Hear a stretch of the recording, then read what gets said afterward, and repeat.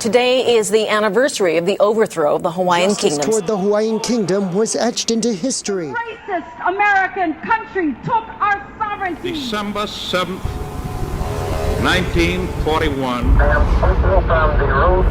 a date which will live in infamy.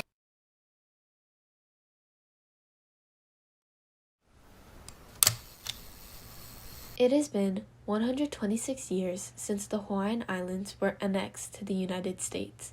126 years of lost sovereignty, forgotten culture, and rapid westernization. Under the royal family of Hawaii, their citizens spoke Hawaiian freely, danced hula, and lived off the land sustainably. However, after becoming a territory of the United States, it was reported that only 2,000 Hawaiians could speak their native language. The story of Hawaii's annexation is one filled with tragedy, loss, and broken promises. So how and why was Hawaii annexed? And more importantly, how was it a turning point in the history of the island?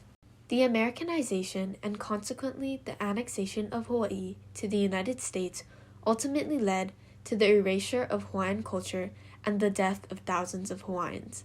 With increased westernization and foreign influence in Hawaii, they were forced into America's wars, leading to the bombing of Pearl Harbor, the destruction of Kaho'olawe, and increased military presence in their islands.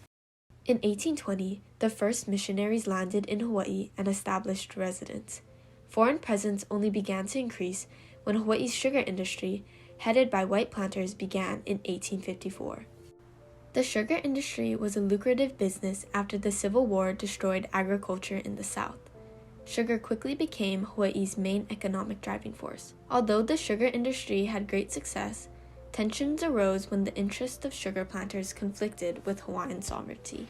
The breakdown of the monarchy, starting with King Kalakaua, left a major hole for these white businessmen to exploit. In 1887, King Kalakaua was forced into signing a new constitution that diminished the role of monarch to nothing more than a figurehead. A league of primarily white riflemen, nicknamed the Honolulu Rifles, held King Kalakaua at gunpoint until he signed what is now known as the Bayonet Constitution. The Constitution created property requirements in order to vote, granting many foreigners suffrage while taking away the voting rights of many actual native Hawaiians. After Kalakaua's death in 1891, Queen Liliuokalani attempted to propose a new constitution that granted the monarch more power. American businessmen residing in Hawaii were heavily against this idea because their current legislature was already filled with white settlers that prioritized the interests of sugar planters. By this time, the white settlers of Hawaii were already finding ways to infiltrate the Hawaiian government and create ideal political situations for their businesses. A group known as the Committee of Safety, led by Sanford B. Dole and Lauren A. Thurston, were already planning a coup d'etat to overthrow the monarchy.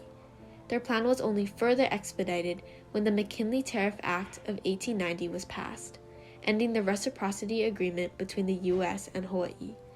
This tariff act raised the tariff on sugar exports from Hawaii by 50%, causing the Hawaiian sugar industry to be outcompeted by other countries. The wealthy sugar planters desperately wanted to save their businesses and turned to annexation as the solution to restoring their favorable trade with America.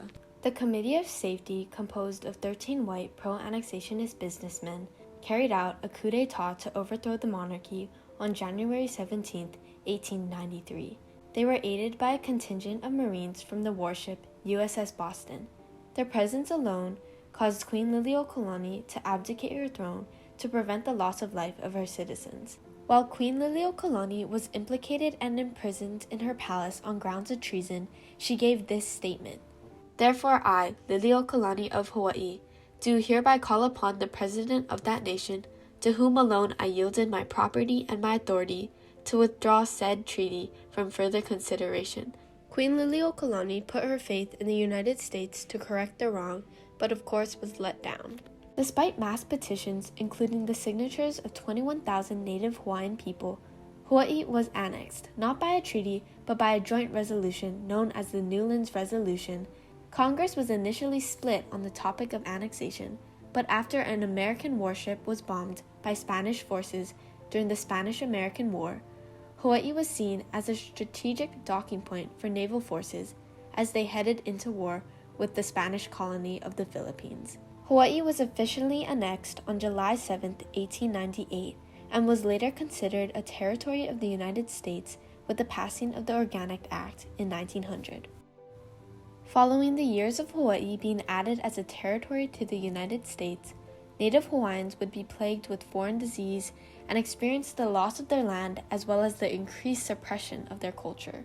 Hawaiian ancestral lands that had been occupied by Native Hawaiians for decades were now being taken and put aside for commercial and government use. The Hawaiians' homes and fish ponds were replaced with military bases, plantations, resorts, and interestingly, American boarding schools.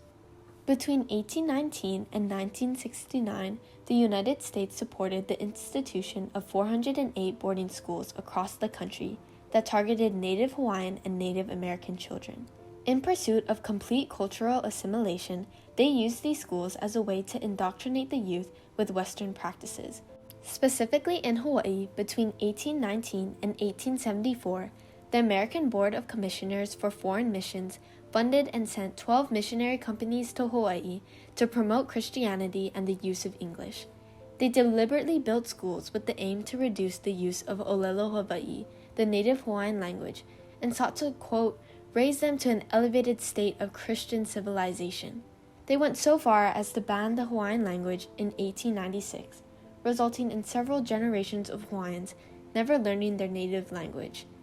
Hawaiian elders at this time were punished for speaking in their native tongue, and girls were expelled from school for dancing hula.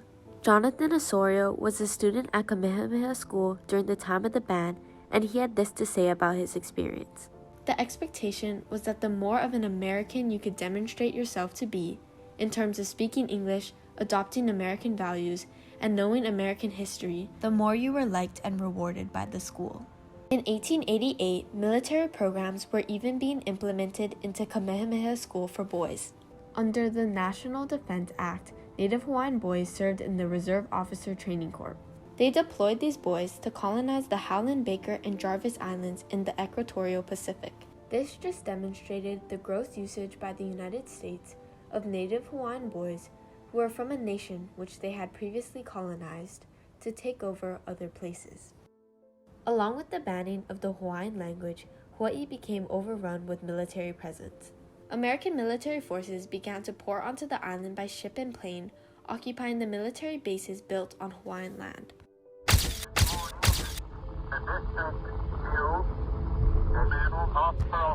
December 1941, Japanese forces attacked Pearl Harbor after America ceased trade with them. The attack resulted in the death of 2,403 U.S. personnel, 68 civilians, and the destruction of 19 Navy ships. Hawaii would not have been a target in World War II had America not turned it into a military outpost. Hawaii's entanglement with the United States would only further pull them into the war and its costs. After the attack, Hawaii was placed under martial law. The lives of Hawaiian citizens were practically put on hold by the United States military. Japanese American citizens were carted off into internment camps, curfews were set, and any criticism to the system was censored from the press. They also set working hours and wages and regulated bars and restaurants. The island of Kaho'olawe was also confiscated as it was declared as a bomb target. Although Kaho'olawe was promised to be returned after the end of World War II, President Eisenhower transferred the island's title to the U.S. Navy. The island was used for target practice and was continually bombed with submarine torpedoes, missiles, and TNT. The entirety of Kaho'olawe's ecosystem was destroyed, and it is still uninhabitable to this day because of the unexploded ordnances scattered throughout the island. Hawaii's story is one riddled with death, destruction, and injustice. Not only was Hawaii illegally annexed to the United States, but they were continually taken advantage of for over a century. They experienced the overthrow of their monarchy, the bombing of their lands, and the wiping of their culture. Much was lost due to the greed and war-based mindsets of American businessmen and the United States Congress. In pursuit of overseas colonies for no reason except for that of economic gain and advantage in war, the United States successfully destroyed the way of life of an entire people with traditions dating back centuries.